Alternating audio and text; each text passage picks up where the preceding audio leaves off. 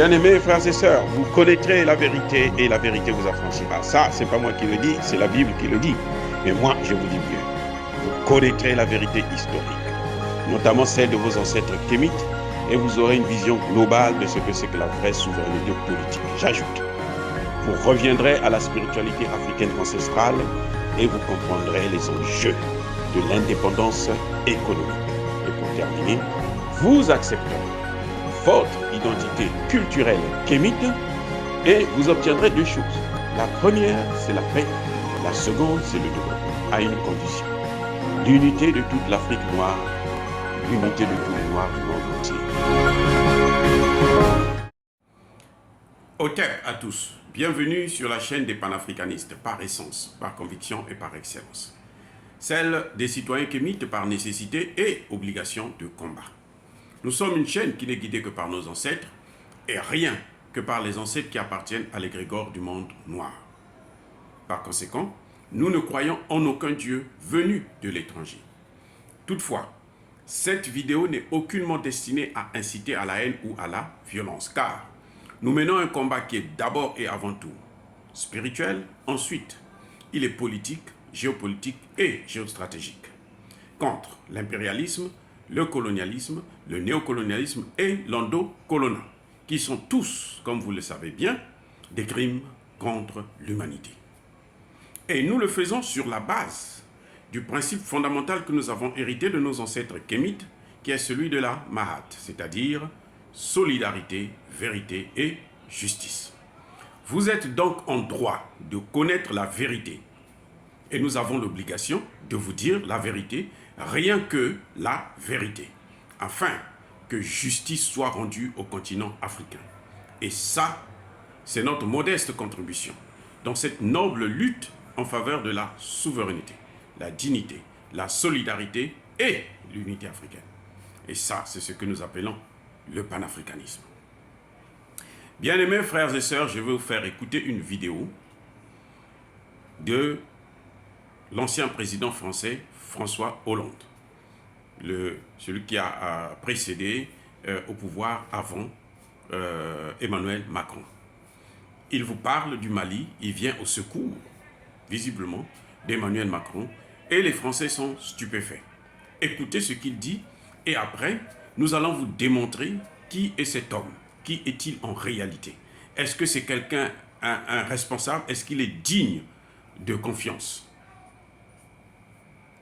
Je reviens dans le livre sur ce que j'appelle l'échec des missionnaires armés, c'est-à-dire un pays, la France, vient au secours d'un autre, le Mali, à l'appel d'ailleurs des dirigeants démocratiquement choisis de ce pays, et en soutien de tous les autres pays africains qui nous le demandent aussi. Et puis le temps passe, et comme il n'y a pas de relais, parce que la France n'avait pas vocation à rester 9 ans, pas de relais de la part de l'État malien lui-même, qui est défaillant quand il n'est pas corrompu, et pas de relais des Nations Unies qui envoient certes une mission, mais une mission qui n'est pas capable de se défendre et surtout de défendre les Maliens, pas de relais non plus des forces africaines qui pourraient venir faire le travail de sécurité du Mali. Eh bien, il y a un moment où ce qui est regardé comme un appui devient une forme d'occupation qui est utilisée par les Russes, une fois encore, par les réseaux, pour dire, vous voyez, c'est le colonisateur qui revient. Quel était l'intérêt pour la France de venir au Mali? Est-ce qu'il y avait des matières premières que l'on aurait subtilisées au Mali? Il n'y a pas de matière première, selon lui. Il n'y a pas de matière première au Mali. Non, les soldats qui sont morts, ils sont venus, comme d'ailleurs ceux qui ont été blessés, pour sauver une population. Le gouvernement de Sanogo est un gouvernement élu démocratiquement par les Français, bien entendu. Ce qui est le plus dramatique pour le Mali, c'est que ce qu'on pensait être la consolidation d'une démocratie, il y a eu 2 coups d'État, c'est l'armée malienne qui devrait protéger sa population, qui finalement s'est emparée du pouvoir. Et le risque, c'est que les djihadistes, qui avaient été contenus grâce à l'armée française et à ses alliés, eh bien ces djihadistes vont peut-être aller jusqu'à Bamako. Et depuis, ils ne sont jamais arrivés à Bamako. Bien-aimés frères et sœurs, après avoir écouté la vidéo, nous allons soulever quelques points. Il s'agit ici de montrer que ce monsieur François Hollande c'est un menteur. Il ment comme il respire. Ça dit que j'ai eu la chair de poule quand j'ai écouté ça pour la première fois. Je me suis dit, mais attendez, comment quelqu'un qui a été chef de l'État, une haute personnalité comme celle-là, peut mentir à ce point? C'est incroyable, mais vrai. Allons-y point par point. Monsieur Hollande vous dit qu'il est venu au Mali à la demande d'un gouvernement démocratiquement élu. Vous comprenez? Je vais vous dire une chose. Là, il ment totalement. Parce que le gouvernement qui a signé les accords de 2013, ça n'a pas été un gouvernement démocratiquement élu. C'est aussi un gouvernement putschiste.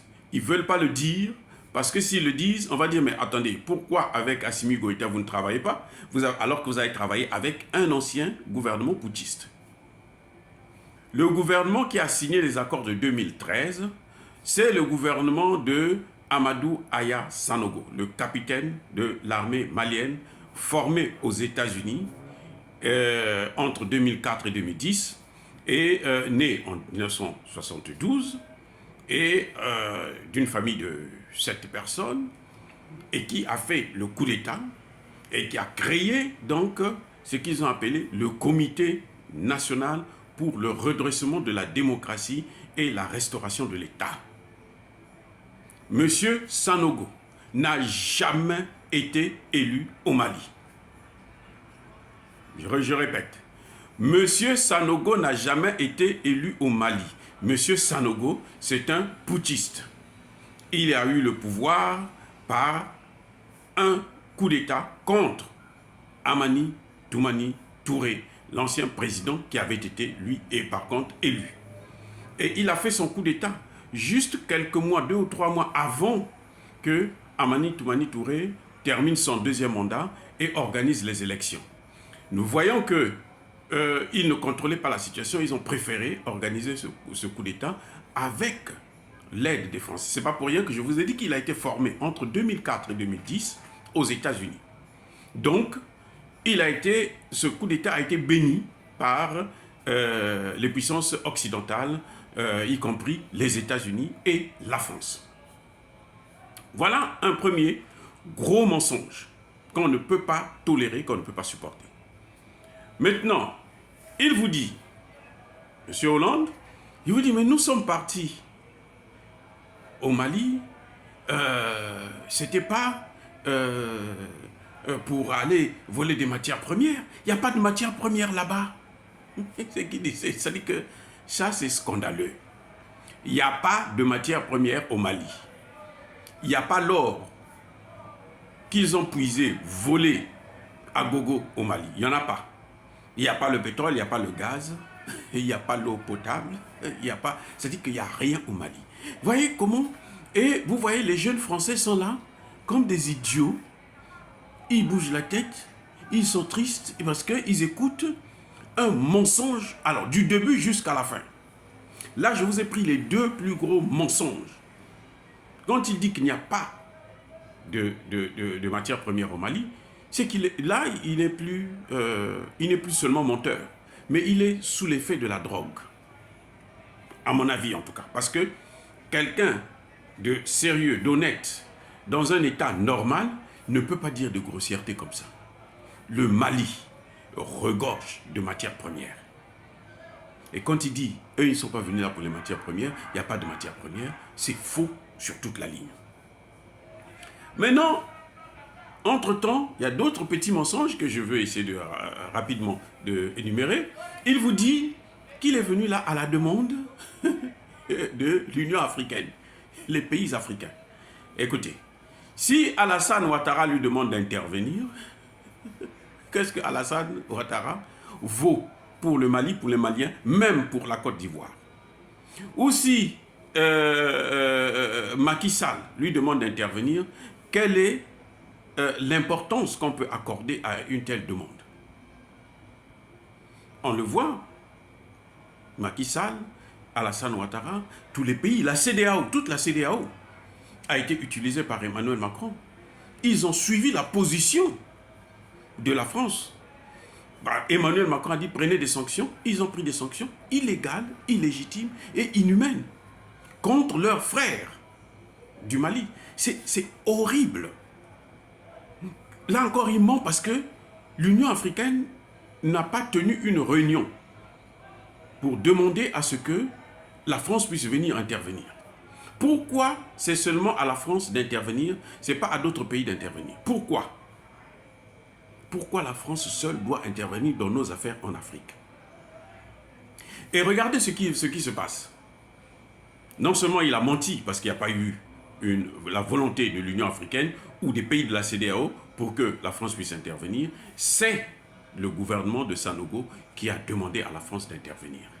Encore, je veux vous dire une chose, c'est que le gouvernement avait demandé une intervention aérienne et une aide dans le domaine du renseignement. Les Français sont venus avec des troupes au sol. Ça n'avait jamais été prévu dans l'accord préliminaire. Ça, il faudrait que vous puissiez le comprendre. Là encore, il ment. Il vous dit que l'armée française n'avait pas vocation à rester là-bas 9 ans. Et pourquoi elle n'était pas partie? Qui l'empêchait de partir?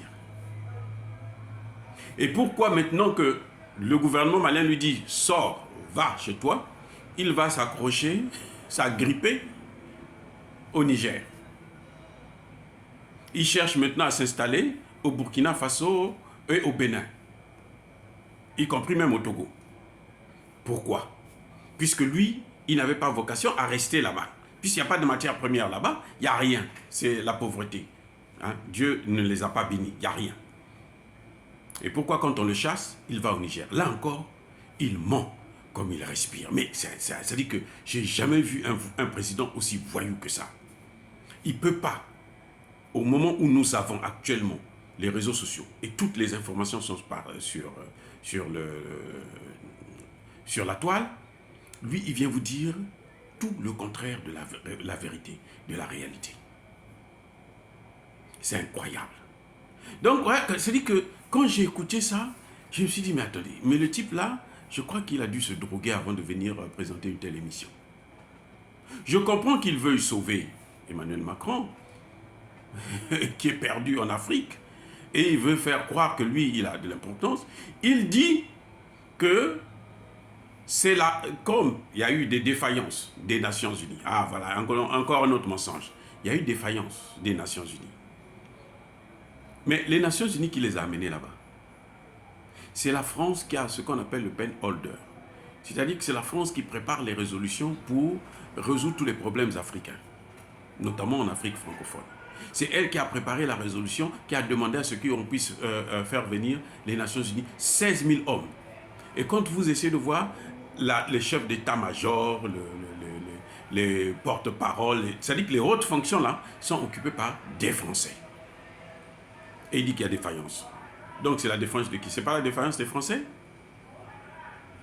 Il dit qu'ils sont venus pour arrêter les djihadistes. S'ils n'étaient pas venus, les djihadistes allaient occuper Bamako. Mais il ment encore. Parce que quand eux, ils interviennent en 2013, il n'y a qu'à peine 5% du territoire malien que les djihadistes contrôlent. 5%. 9 ans plus tard, qu'est-ce qu'ils nous donnent comme résultat? 80% du territoire est occupé. Donc qu'est-ce qu'ils sont venus faire? Ils sont venus aider les djihadistes. Ils ne sont pas venus pour sauver le Mali.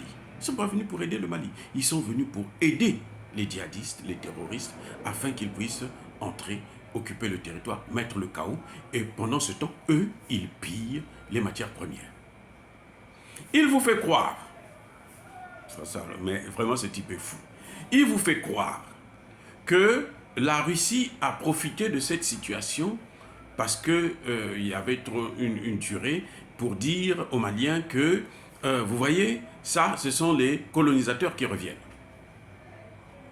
Mais la Russie n'est pas venue s'adresser aux Maliens. C'est le Mali qui a consulté, qui est allé voir les Russes. Et il vous fait croire que les Maliens ne sont pas, c'est pas des êtres humains. En fait, ils n'ont pas de cervelle, ils ne valent absolument rien. c'est des vauriens. Mais quand tu sais, tu t'adresses à des gens qui aujourd'hui ont même des preuves que la France entretient le terrorisme en Afrique, c'est que c'est toi qui ne vaut rien. Eh oui, c'est toi qui es ridicule, idiot, qui ne vaut absolument rien.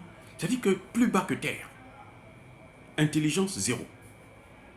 Vous voyez comment les dirigeants français arrivent à manipuler les Français et comment ces Français qui, aujourd'hui, avec les réseaux sociaux, ne peuvent pas prendre le temps pour s'informer, faire la recherche et comprendre, parce qu'il y a même des Français qui en parlent, qui disent la vérité. Vous avez des Blancs, comme par exemple Luc Michel qui passe sur Afrique Média et autres, qui vous disent la vérité sur ces sujets. Donc, comment se fait-il que, jusqu'à présent, on trouve que la jeunesse française, elle est toujours tétanisée, elle est dans un dogme, dans une forme hein. C'est-à-dire qu'ils croient à tous les mensonges qu'on leur donne, on leur fait avaler la pilule très très facilement. Voilà, bien aimés frères et sœurs, je voudrais vous montrer ça parce que j'ai trouvé ça assez frustrant qu'un ancien chef d'État, qui a été bien reçu au Mali, parce que lui n'a pas reçu l'accueil que Emmanuel Macron a reçu. Emmanuel Macron n'a jamais été accueilli en Afrique. Dans aucun pays d'Afrique, Emmanuel Macron a été le bienvenu. Mais lui, il avait été accueilli chaleureusement. Les Maliens lui ont donné, fait confiance, lui ont présenté leur amour. Et lui, en retour, qu'est-ce qu'il leur donne? Ce sont des morts, des crimes, le vol des matières premières. Et il veut nous faire croire que lui, il a vu, il n'y a pas de matières premières. Il dit qu'il n'y a pas de matières premières, mais il dit quand même que les Russes sont là-bas pour les matières premières. C'est ça que Emmanuel Macron dit. Les Russes sont là-bas pour piller les matières premières. Il oublie de dire que les Russes ont toutes les matières premières que nous avons, nous, en Afrique. Peut-être pas la même quantité, mais ils ont toutes ces matières premières. Voilà le vrai problème. Et si ils n'avaient aucun intérêt à travailler au Mali, ben, pourquoi quand on les chasse, ils ne veulent plus partir? Ils s'accrochent. Nous, on veut continuer la lutte contre le terrorisme dans le Sahel. Mais le terrorisme dans le Sahel ne menace pas la France. C'est pas vrai, ça ne menace pas la France. Ça nous menace, nous, pas la France. Donc, ils n'avaient qu'à repartir, puisqu'ils ne sont pas venus, ils sont venus pour nous aider. On dit, on ne veut plus de votre aide, repartez. Or, bien-aimés frères et sœurs, est-ce que dire cela, c'est inciter à la haine ou à la violence? Non. Nous sommes une force tranquille. Yaba colère ve yamalem. Entre-temps, comme d'habitude, je persiste et je signe. Soyez bénis par le Dieu des Kémites. J'ai dit et j'assume.